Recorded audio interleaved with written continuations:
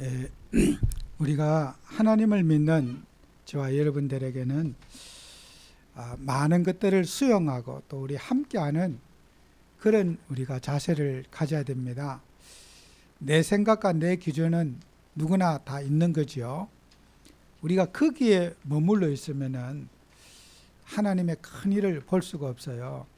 그래서 우리가 때로는 우리가 뭐 여러 가지 사람의 생각도 있고 사상도 있겠지만은 우리 성도님들은 늘 함께하고 또 같이 갈 수 있는 그런 사회적 여러분이 생각을 갖는 것이 주님의 뜻인 줄로 그렇게 생각되어집니다.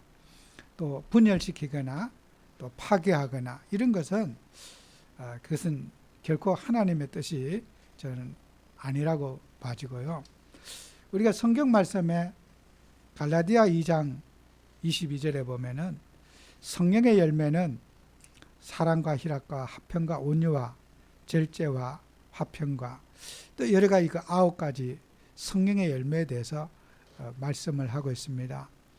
우리가 성령의 역사는 각자가 여러분의 삶에서 기도할 때 직업에 따라 나이에 따라 환경에 따라 여러분이 예수님의 이름으로 기도하시면은 각가지 하나님이 여러분에게 증거를 주시는 거예요. 그래서 내가 하나님으로부터 받은 체험과 또 다른 사람이 받은 체험이 각자 다 다양할 수 있다는 것을 여러분이 인정하셔야 돼요. 그래서 내 기준이 이렇게 해야 된다. 또 말씀을 들을 때도 이렇게 은혜 받아야 된다가 아니라 나는 이렇게 받았는데 또 다른 사람은 하나님 말씀을 가지고 또 다르게 은혜 받을 수가 있어요. 그래서 꼭 우리가 문자의 의미가 아닌 하나님은 예배를 통해서 또 영적인 생활을 통해 여러분 각자에게 하나님이 여러분에게 맞는 메시지를 주시는 거예요. 그래서 여러분은 나의 복음을 붙잡고 나의 메시지를 찾아내야지 되는 거지. 내가 받은 체험이 다른 사람마다 똑같이 일어날 거라는 것은 성경에서 그렇게 말하지 않아요. 그래서 우리가 성경을 보는 이제 관점도 마찬가지지요. 우리가 이렇게 성경은 다양한 역사가 성경에는 있어요. 지금부터 한 120년 전에 태어난 사람이 오스카 쿨만이라는 사람이 1902년에 프랑스에서 태어났어요. 이 오스카 쿨만이라고 하는 이 신앙인이요, 정말 하나님의 은혜를 받아가지고 이분이 그리스도라고 하는, 성경은 그리스도 말하는 것이고 구원에 대해서 말하는 것이라는 것을 이분이 아주 깊이 깨달았어요.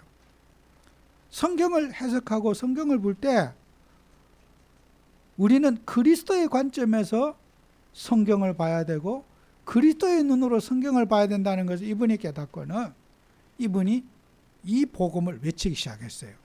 이 오스카 쿨만이라는 분이. 그래서 그분이 1946년이지요.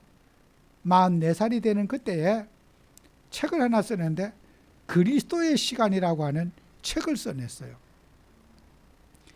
그래서 이제 그 오스카 쿨만 그 이전의 사람들은 성경을 나름대로 읽고 나름대로 적용하고 나름대로 해석하고 했어요. 교리적으로도 해석하고 역사적으로도 해석하고 또 여러 가지 해석을 했는데 이 오스카 쿨만이 이렇게 말한 거는 그리스도의 관점에서 구원의 관점에서 성경을 봐야 된다 이렇게 말했어요. 그런데 그것은 상당히 그 시대 사람들에게 충격적인 말이었어요. 성경은 구원의 복음을 말하고 있는 것이다. 창세기 3장 속에서 빠져나오는 길을 얘기하는 것이다. 사단의 손에서 빠져나오는 길을 얘기하는 것이지 일반 다른 책이 아니다. 아마 많은 사람들이 이 오스카 쿨만의 그리스도의 관점으로 성경 봐야 된다고 이것을 충격을 받았을 거예요. 또 그 영향이 저도 우리 전도자 유광수 목사님도 이분의 영향을 받고 신학을 하셨을 거예요. 뭐 우리가 뭐 이 그리스도라는 말이 하늘에서 바로 떨어져서 우리가 직접 받은 건 아니란 말이에요.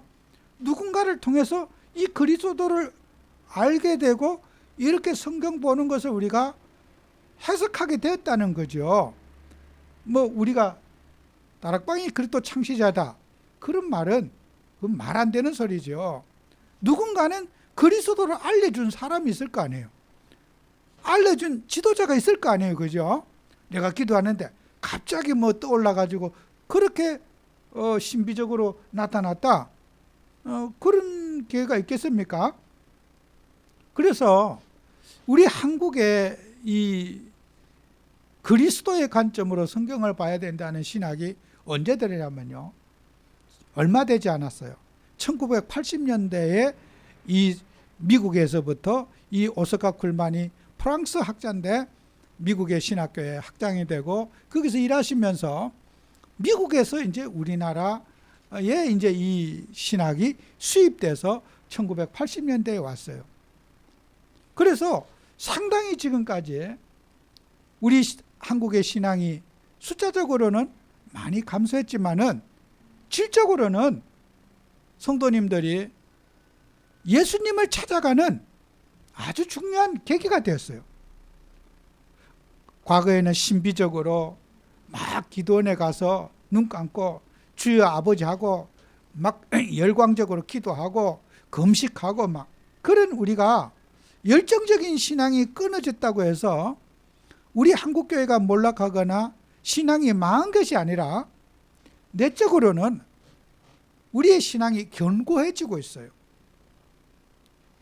우리가 숫자가 부흥되지 않았다고 해서 교회가 망한 거다, 그렇게 생각하면 안 돼요. 이단들, 저 통일교 문선병 보세요. 숫자가 전 세계를 휩쓸 만큼 숫자가 많았지만은 그들에게 있는 그들의 복음이 어떻습니까? 성경적이지 못했기 때문에 그들의 복음은 시간이 지나면 조용하게 몰락할 수밖에 없었어요. 숫자만 가지고 잘 믿는다, 그렇게 말할 수 없는 거예요. 그래서 우리가 내실을 기하는 시기다. 진짜 우리는 예수님이 누구신가를 바르게 알고 예수님을 바르게 믿고 예수님을 바르게 전달하는 참 신앙을 회복할 시간표다. 그래서 우리가 거품이 좀 사라지고 진실을 찾아가고, 어떻게 보면 분위기 띄워가지고 뭐 교회가 마치 막 무슨 확장이 되고 잘 된 것처럼, 그게 부흥이냐 하나님 앞에서. 그래서 이런 말이 있어요. 미국에 풀러 신학이라고 했는데 교회 성장학이라는 게 있어요. 그 성장학이 교회가 성장되고 부흥돼야 된다. 그 풀러 신학이 세계 기독교를 말아먹었다, 이런 학자들을 말해요. 교회가 성장하기 말이 되느냐? 교회는 성장해야 된다, 부흥돼야 된다. 그게 성경적이냐는 거예요. 성경적이지 않습니다. 그죠? 교회는 성장하고 부흥돼야 된다는 이런 논리가 지구를 휩쓰는 거예요. 그래서 교회가 부흥돼야 된다, 교회가 확장돼야 된다. 그 영향으로 대형 교회들이, 큰 성전들이 많이 세워졌어요. 그 풀러 신학의 영향이. 그런데 그게 그냥 성장이 정말 하나님의 뜻이냐는 거예요. 성경에서 그것을 지원하고 있느냐? 교회 성장이 하나님의 뜻이냐는 거예요. 어디에도 성경은 그런 것을 하나님의 뜻이라고 근거를 댈 근거가 없다는 거예요. 교회가 부흥이 안 되면 교회는 망한 겁니까? 우리가 생각의 전환이 필요한 거예요. 그죠? 두세 사람이 모인 곳에 하나님이 우리와 함께 한다 그랬고, 여러분이 나만의 행복을 누리고 나의 기도를 누리고 나의 주신 하나님의 달란트를 누리면 되는 건데, 우리는 마치 사업을 대기업이 돼야지, 막 조그만 중소기업은 다 없어지고 대기업 하나가 있어야지 된다. 교회도 그런 성장 논리에 교회가 빠졌다는 거예요. 그런데 성장 논리에 빠졌는데 교회는 거꾸로 가는 거예요. 망하는 거예요. 숫자가 줄어드는 게 반대로. 교회는요, 성장 논리로 가는 게 아닙니다. 하나님의 은혜를 누리고 진정으로 예수님 사랑하는 일꾼들이 교회에 세워져야 됩니다. 주님 사랑하는 일꾼들로 교회가 충만해져야 됩니다. 제가 이 시간에 신학을 얘기하려고 이런 얘기하는 거 아닙니다. 거대한 흑암의 역사가 교회를 시장터로 만들고 도떼기 시장으로 만드는 거예요. 예수님 빼놓고 인간의 이름 내고 인간의 명예 내고 인간의 재주 자랑하고, 그게 지금 오늘날 교회의 안타까운 모습입니다. 우리 교회는 정말 예수님을 드러내는 교회, 예수님을 영화롭게 하는 교회, 여러분은 예수님의 사람이 되고 하나님 자녀로서의 영적인 신분과 권세 누리는 증인들 되시기 바랍니다. 세상에 수많은 사람들이 사기꾼의 논리로, 한탕주의로, 교회마저 그런 식으로 한탕주의로 가서 안 됩니다. 성장을 부르짖는 세계교회는 성장 대신에 침체로 들어갔습니다. 정말 로버트 슐러나 여러 플러 신학자들이 주장한 대로 성장을 부르짖어서 성장학을 배워서 성장이 되었습니까? 성장 대신에 거꾸로 감소가 일어났어요. 교회는 성장하려고 모인 데가 아닙니다. 예수님 사랑하는 영적 공동체가 되어야 됩니다. 우리 한국교회도 시골의 어느 교회, 조그만 교회도 정말 교회에 세워져서 예수님 사랑하는 사람들이 모여가지고 그 시골의 우상문화를 정복하고 시골마다 농촌마다 교회당 세워지고, 지금 시골의 농촌교회 목회자 갈 사람이 없어요. 좀 시골 교회들 다 비어 있어요. 갈 사람 없어요. 우리는 하나님 앞에 그리스도 예수의 마음을 회복하는 시간이 되어야 될 거다. 우리는 많은 것 속에서 놓치는 게 있습니다. 우리 교회가 가야 될 방향. 그죠? 그래서 우리가 성경은 예수님께서 뭐라 그럽니까? 마태복음 6장 33절에 너희는 그의 나라 그 의를 구하라. 그리하면 이 모든 것을 너에게 더하시라 그래요. 그의 나라가 뭡니까? 예수님의 나라, 하나님의 나라, 천국 복음. 그게 그의 나라 아니겠습니까? 그래서 또 예수님께서는 마태복음 7장 7절에는 구하라, 찾으라, 두드리라 그러십니다. 3번 구하라. 여러분, 몸이 아프신 분들 예수님한테 구해보세요. 하나님은 여러분에게 병마를 이기게 하시든지 치료해 주시든지, 하나님은 구할 때 여러분에게는 분명히 찾게 해주시는 거예요. 응답 주시는 거예요.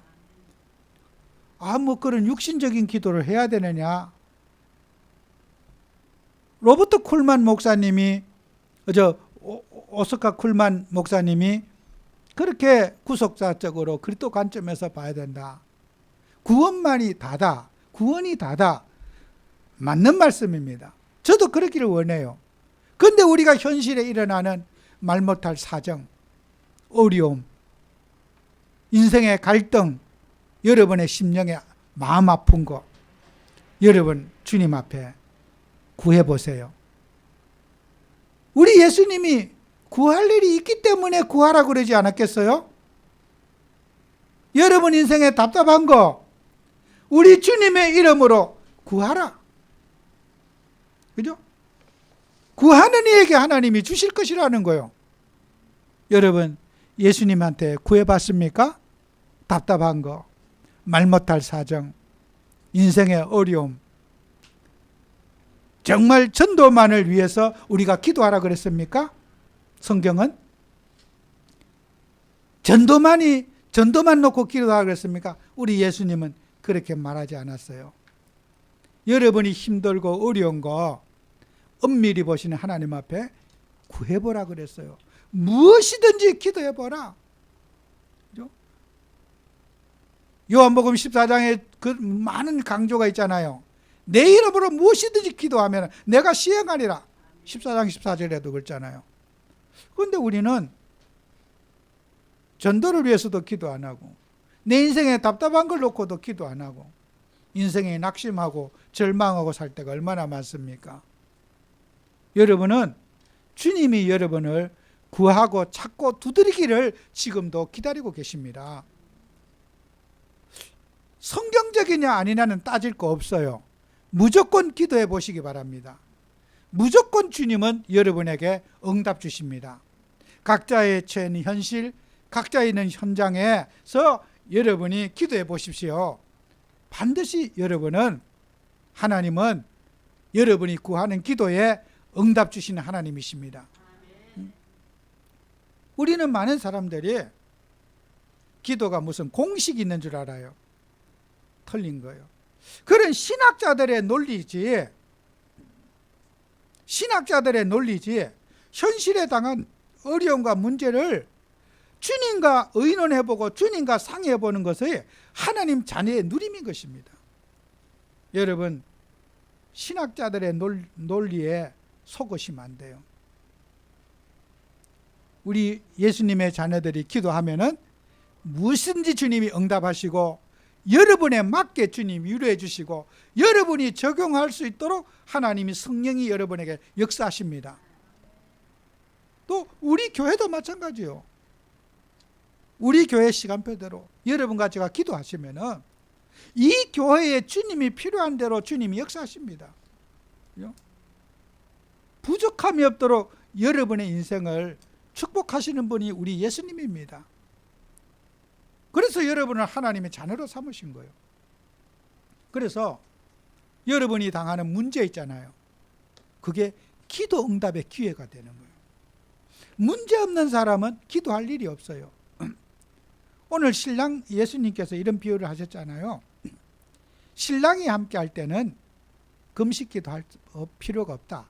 신랑을 빼앗기는 날에 너희들이 금식해야 된다. 예수님이 오늘 본문에 그런 말씀을 하셨어요. 바리새인과 요한의 제자들, 세례 요한의 제자들이 질문했어요. 예수님의 제자들은 금식을 안 하고 우리들은 금식하고 있는데 왜 예수님의 제자들은 금식 안 합니까? 그렇게 말했어요. 신랑과 함께 있을 때는 금식할 필요 없다. 신랑을 빼앗기는 날에 금식해야 된다. 예수님이 함께하고 누려질 때는 기도 안 해도 돼요. 맨날 앉아서 여러분이 일도 안 하고 기도만 하는 거예요. 답답할 때, 힘들 때, 어려울 때, 신랑을 빼앗길 때 기도하라 그랬어요. 여러분이 신랑이 누굽니까? 우리 예수님 아닙니까? 그 예수님을 놓칠 때, 예수님이 내 인생에 없어졌을 때, 예수님이 내게 붙잡아지지 않을 때, 답답할 때, 그때 여러분은 기도하라는 거예요. 그게 우리 주님의 뜻이거든요. 그래서 우리는 하나님 믿는 자녀에게 모든 문제와 갈등은요, 여러분이 하나님의 응답을 받을 기회가 되는 거예요. 그래서 구약에도 모세와 같은 지도자는 출애굽기 17장 4절에 보면은 하나님께 기도했어요. 어떻게 기도했냐? 모세가 편안하면 이렇게 간절히 하나님께 부르짖지 않아요. 모세가 정말 영적 생활을 하고 있는데 백성들이 모세를 돌로 때려 죽이려고 그러는 거예요. 그렇게 홍해를 건너고 만나와 메추라기를 먹고 그렇게 은혜 속에 살던 이스라엘 백성들이 갑자기 돌변해가지고 돌을 들고 모세를 찍어서 죽이려고 하는 거예요. 모세가 얼마나 놀랐겠습니까? 왜 그러냐? 우리가 광야에서 목말라 죽겠다 이거예요. 우리 자식과 가족들을 다 목말라 죽이려고 네가 속여갖고 우리를 이 광야에 데리고 왔지 않냐? 너 죽여야 되겠다. 그때야 모세가 어떻게 해요? 다급해갖고 하나님 앞에 부르짖어 기도했다 그랬어요. 그랬더니 하나님께서 그 머리바 마사라는 곳에 물을 내게 해가지고 백성들의 물을 먹였어요. 하나님을 시험하고 도전하는 사람들에게 모세는요 부르짖었다 그랬어요.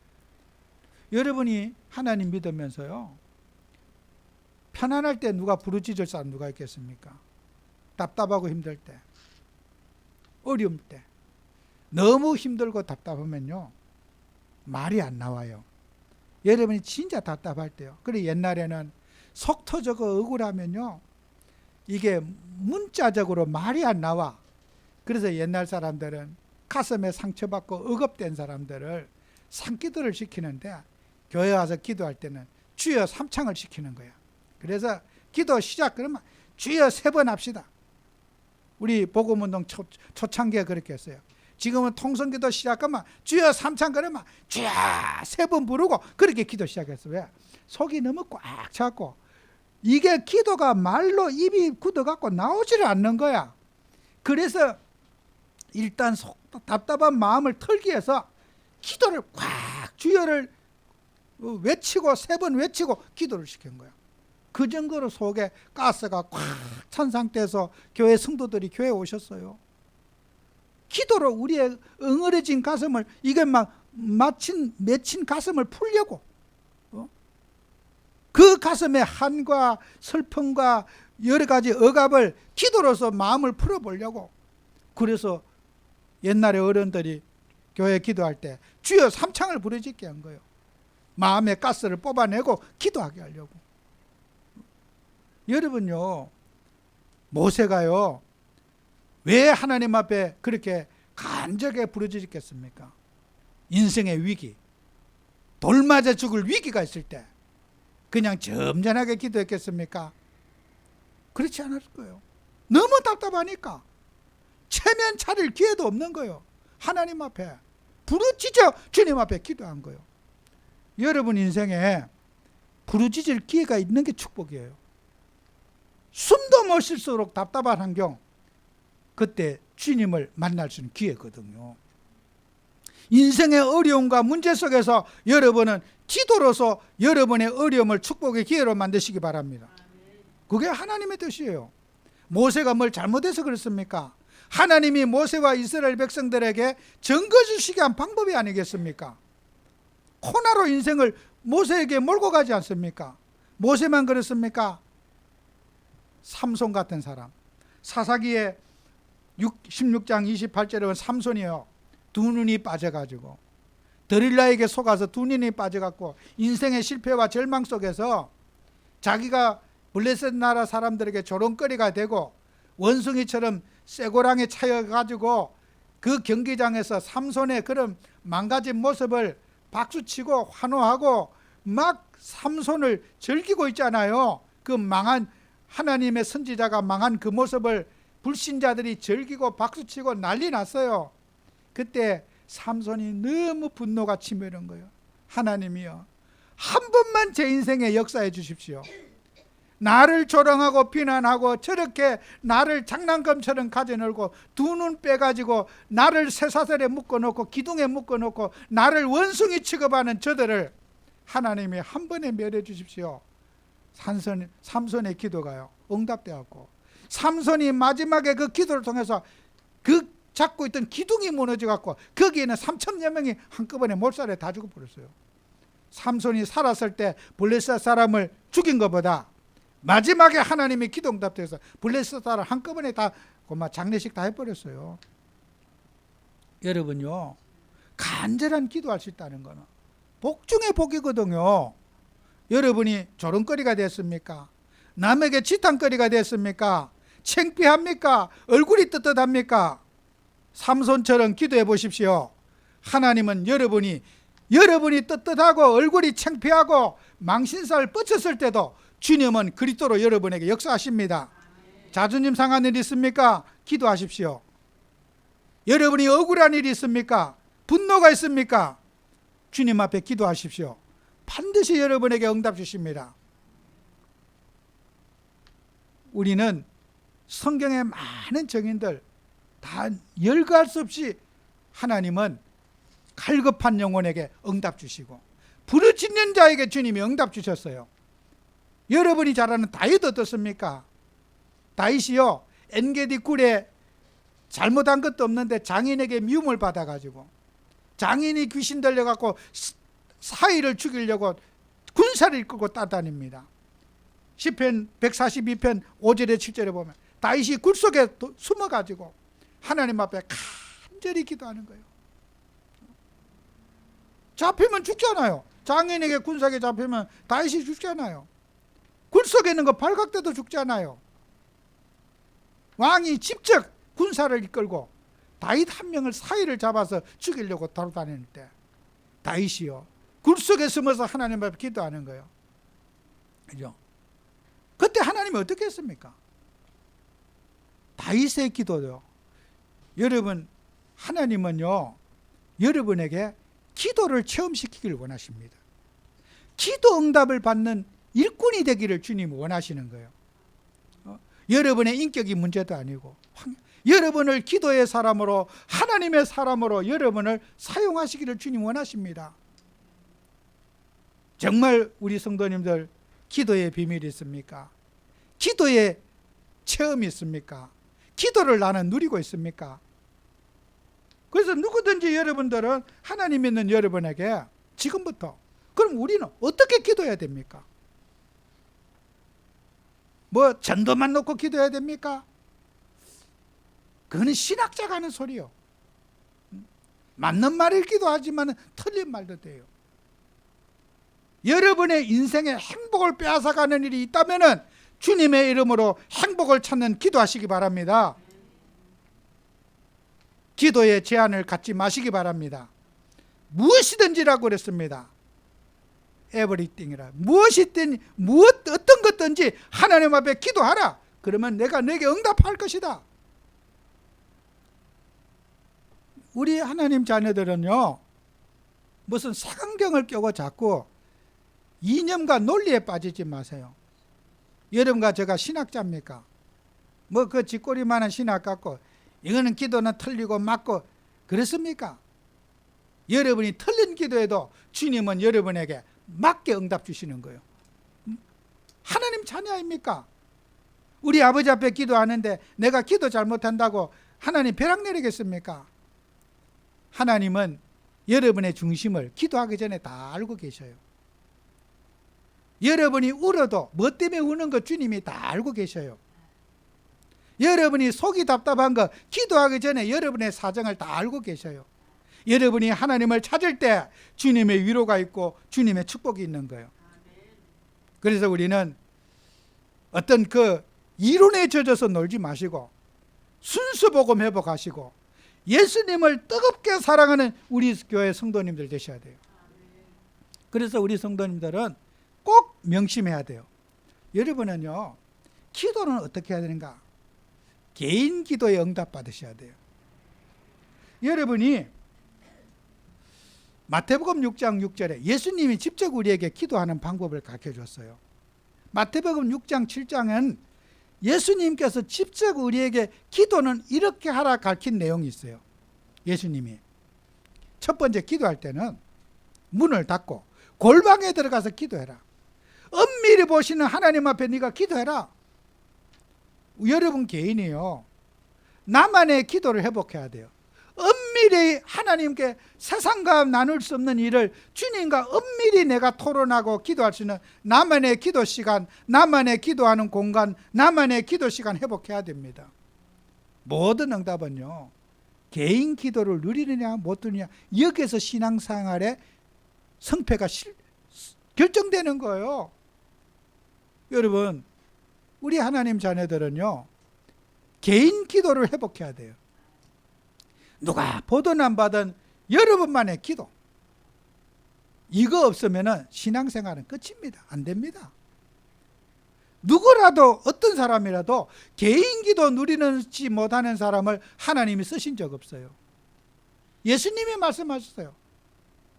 사람하고 대화 끊고 하나님 앞에 엄밀히 보신 하나님 앞에 골방에 들어가서 문을 닫고 하나님 앞에 집중 기도해라. 오늘 우리 교회 성도님들은 개인 기도 회복하시기 바랍니다. 그 개인 기도 응답을 통해서 여러분은요 개인 기도 응답 받는 사람이 합심 기도하면요 여리고가 무너지고 홍해가 갈라지는 역사가 일어나요. 그래서 개인 기도를 누릴 때 여러분은 기도하는 사람, 기도 응답 받는 사람끼리 모여서 기도팀이 돼야 되는 거예요. 여러분이 두 사람이요, 기도 응답 받는 사람 두 명이 기도팀이 됐다. 도시를 바꾸고 시대를 바꾸는 역사를 일어납니다. 사도행전에 보면요, 개인 기도 응답 받는 사람이 기도하는 응답 받는 사람을 만났을 때 한 도시가 바뀐 거예요. 그 대표적인 예가 루디아 아닙니까? 루디아와 바울이 아닙니까? 기도하는 사람이요.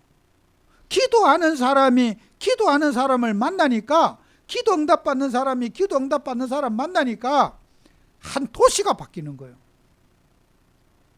여러분, 기도 응답 못 받는 자가 기도 응답 받는 사람 만나면요, 둘 다 망해요. 여러분은 인생을 살아가면서요, 기도팀이 있다면 최고의 복을 받은 사람이에요. 기도팀. 정말 기도 응답 받는 사람이, 개인 기도 누리는 사람이 합심 기도한다. 예수님 뭐라 했습니까?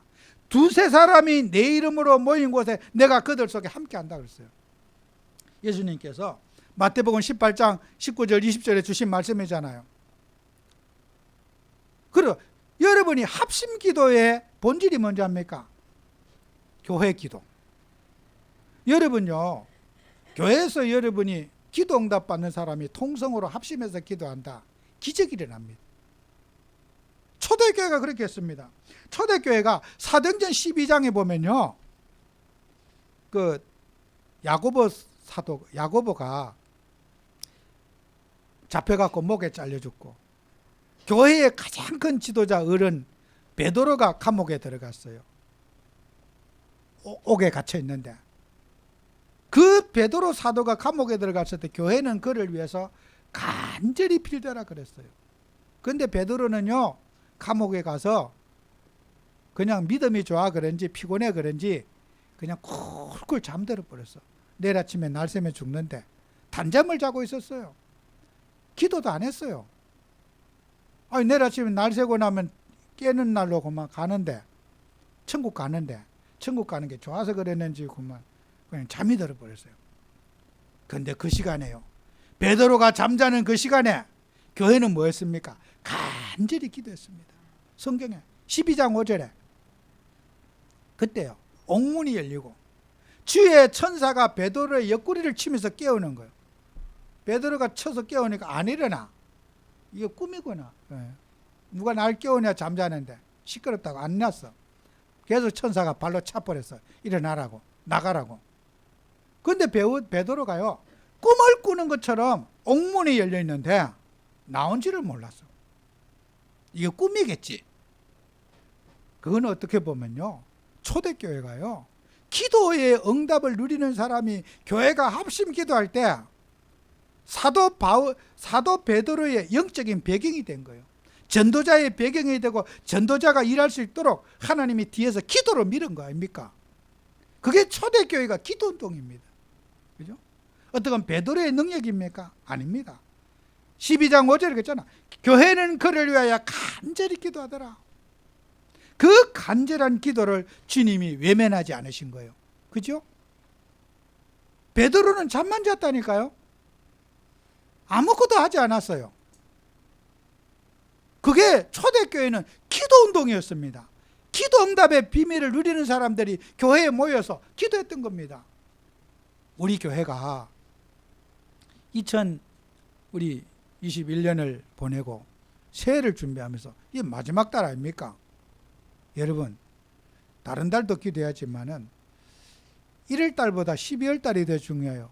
한 해를 맞이하고 한 해를 보내면서 우리가 좀 특별히 좀, 저는 교회 와서 여러분들이 매일 기도, 한 달 동안 우리 매일 한 번이라도 교회 찐하고 가시고 1분이라도 교회 엉덩이 붙이고, 다른 달은 하면 안 되냐, 그건 아니지만은 그래서 1분이라도 엉덩이 딱 붙였다 앞만 봐봐도 여러분 틈만 있으면은 교회 기도 회복하는 특별한 한 달이 되시길 저는 여러분 위해서 기도하고 또 그렇게 되길 축원합니다.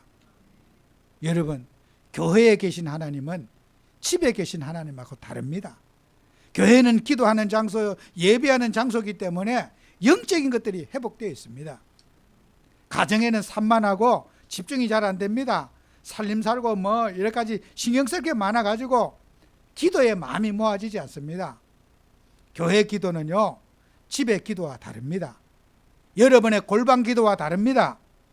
우리 교회가 교회의 기도 회복되는 특별한 저는 한 달이 되기를 원합니다. 여러분이 언약을 붙잡고 정말 초대교회처럼 교회가 간절히 기도하더라, 우리 교회 성취되는 그런 한 달이 되시기를 바랍니다.